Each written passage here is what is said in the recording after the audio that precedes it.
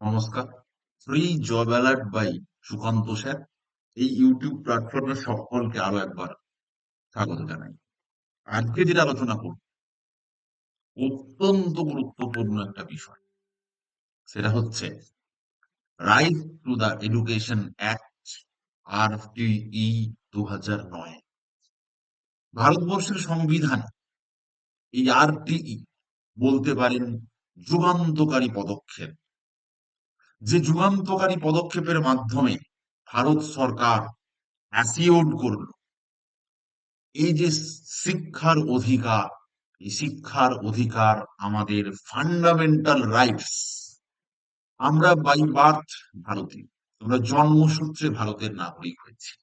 আমরা জন্মসূত্রে ভারতবর্ষের নাগরিক হওয়ার জন্য সংবিধানগত কিছু ফান্ডামেন্টাল রাইটস পেয়েছি, মৌলিক অধিকার পেয়েছি। এটা 6টা মৌলিক অধিকার এখন বর্তমানে আমাদের কাছে রয়েছে, যদিও এই মৌলিক অধিকারের সংখ্যা একটা সময় ছিল 7টা। 6টা মৌলিক অধিকার আমাদের কাছে এই মুহূর্তে, আমরা 6টা মৌলিক অধিকার পাই, সুযোগ সুবিধা পাই।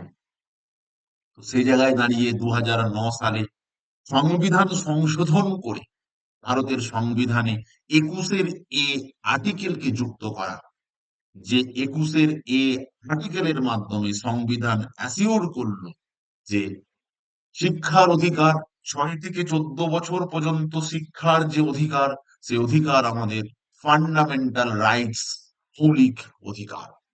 যদি আমরা RT ফুল ফর্ম দেখি, তাহলে অবশ্যই ফুল ফর্মটা কিন্তু আমরা যেটা বলতে অভ্যস্ত সেটা ছোট করে একটু বড় করে ঠিকঠাক দেখলে হয়, the right of the children for free and compulsory education act, অর্থাৎ শিশুদের বিনামূল্যে এবং বাধ্যতামূলক শিক্ষার অধিকার। এবং এই বিনামূল্যে বাধ্যতামূলক শিক্ষার যে অধিকার, এই অধিকার ভারতবর্ষের 86তম সংবিধান সংশোধন, মাইন্ড, 86তম সংবিধান সংশোধনে অ্যাড হলো। এবং 86তম সংবিধান সংশোধনে একটা নতুন আর্টিকেলকে সংযুক্ত করা হলো, 21-এ। যে 21-এ আর্টিকেলের মাধ্যমে এই 86তম সংবিধান সংশোধন যদিও হয়েছিল 2002 সালে, 21-এ আর্টিকেলে মৌলিক অধিকারকে যুক্ত করা হলো। যে মৌলিক অধিকারের মাধ্যমে আমরা কি হলাম, আমরা অ্যাসিওর্ড হলাম কি হিসাবে, যে শিক্ষার অধিকার, বিনামূল্যে অবৈতনিক বাধ্যতামূলক শিক্ষার অধিকার আমাদের ফান্ডামেন্টাল রাইটস। তবে 2002 সালে সংবিধান সংশোধন করা হলেও আইনটি পাস হয়েছিল 2009 সালে, তবে চালু হয় 1 এপ্রিল 2010। এই জায়গাগুলো প্রত্যেকটা খুব গুরুত্বপূর্ণ। তাহলে কি করা হলো, মূল লক্ষ্য কি ছিল? মূল লক্ষ্য ছিল চাইল্ড সেন্ট্রিক এডুকেশনকে প্রতিষ্ঠা করা, ইনক্লুসিভ এডুকেশন বা অন্তর্ভুক্তিমূলক শিক্ষার বিকাশকে সূচিত করা, এবং বিনামূল্যে বাধ্যতামূলক শিক্ষা ব্যবস্থাকে জরুরি ভিত্তিতে গোটা দেশে প্রতিষ্ঠা করা, অর্থাৎ 6 থেকে 14 বছর পর্যন্ত শিশুর নিকটবর্তী স্কুলে যাওয়ার সুবন্দোবস্ত করা। এটাই ছিল ভারতবর্ষের right to the education act. এই অন্তর্ভুক্তিমূলক শিক্ষা বলে যে কথাটা বলা আছে, বা ইনক্লুসিভ এডুকেশন বলে যে কথাটা বলা রয়েছে, এই অন্তর্ভুক্তিমূলক শিক্ষা বা ইনক্লুসিভ এডুকেশন বলতে আমরা বুঝি কি, ওই ইনক্লুসিভ এডুকেশন মানে একসাথে সমস্ত ধরনের, সমস্ত জাতি বর্ণ ভেদে সমস্ত শিক্ষার্থী একসাথে পড়াশোনা করবে।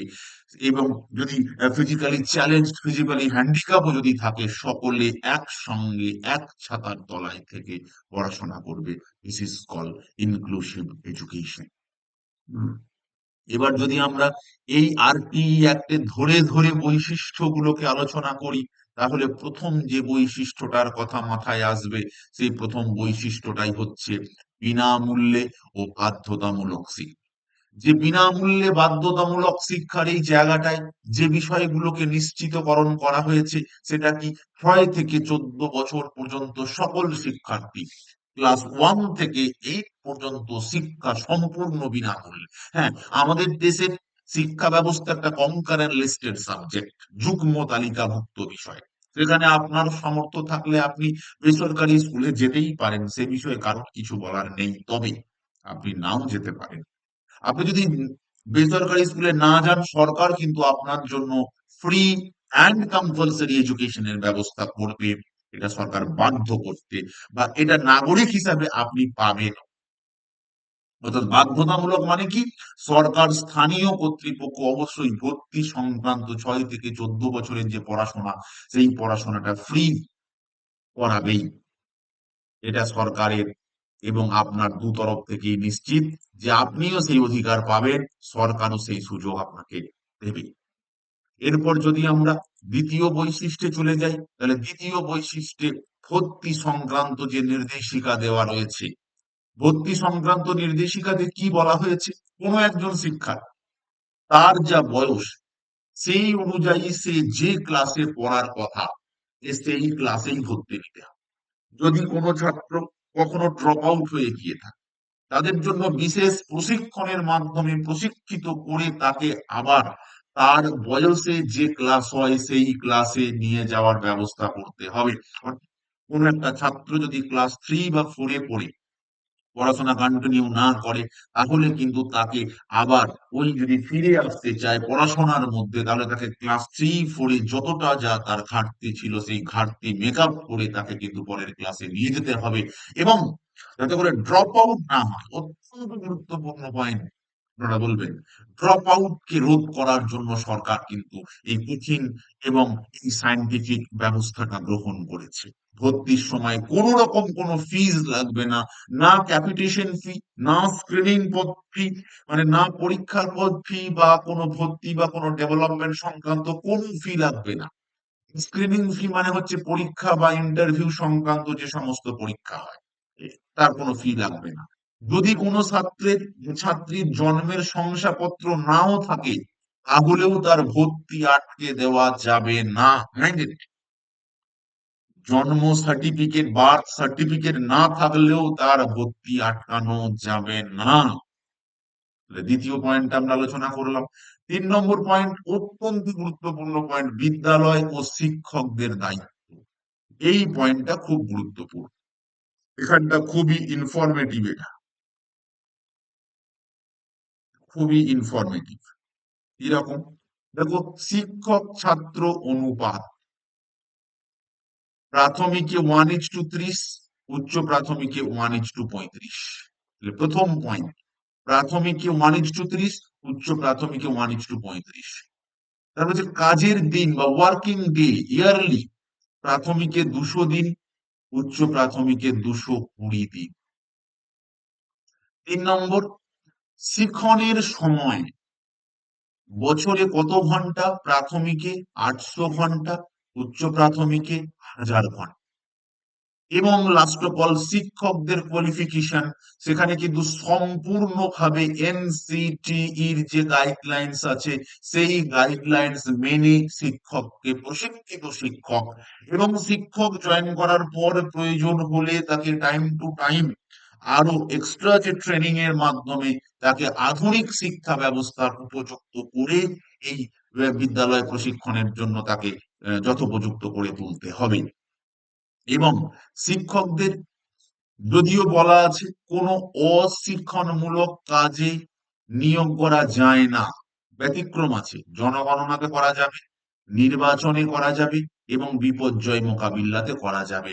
এছাড়া আর কোনো অশিক্ষামূলক কাজে একজন টিচারকে নিয়োগ করা যাবে না।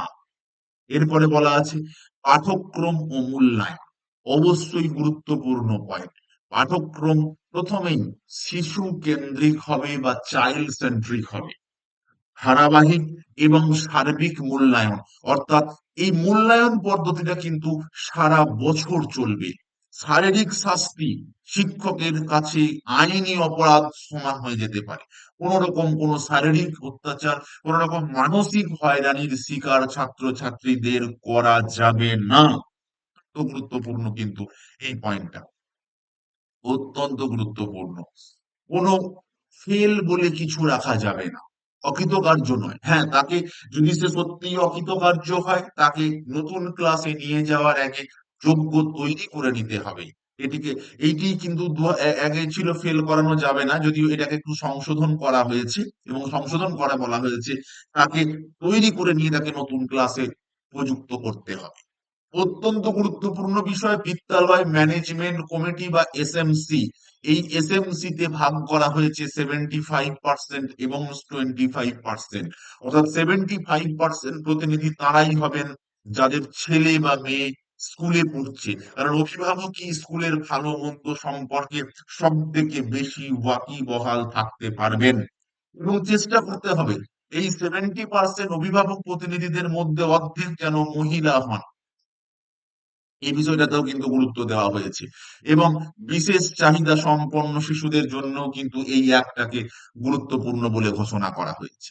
এই অ্যাক্টে তাহলে যদি আমরা মেন ধারণার জায়গা থেকে আসি, তাহলে সব থেকে গুরুত্বের সাথে সরকার দুটো দিককে উল্লেখ করেছে, বা এই সংবিধান সংশোধনী করে 21-এর আর্টিকেল দুটো দিককে নিশ্চিত করেছে: এক ফ্রি, দুই compulsory. Right to the education act 2009, যদিও এটা 86তম সংবিধান সংশোধনী বিল, যেটা পাশ হয়েছিল 2002 সালে, বিলটি পাশ হলেও সরকার চালু হয় 1 এপ্রিল, মানে ওটা বিল বলা ভুল, ওটা সংবিধানটা সংশোধন হয়েছিল, সরকার চালু করে 1 এপ্রিল 2010 সালে। পরবর্তী নতুন টপিক নিয়ে হাজির হব আশা করছি। এই টপিক গুলো খুব গুরুত্বপূর্ণ গ্রুপ সি, গ্রুপ ডি এবং যারা ইন্টারভিউ দিতে যাচ্ছেন এর জন্য। পরের ভিডিওয়ে আবার কোনো একটা বিষয় নিয়ে হাজির হব। সকলে ভালো থাকবেন ততক্ষণ। নমস্কার।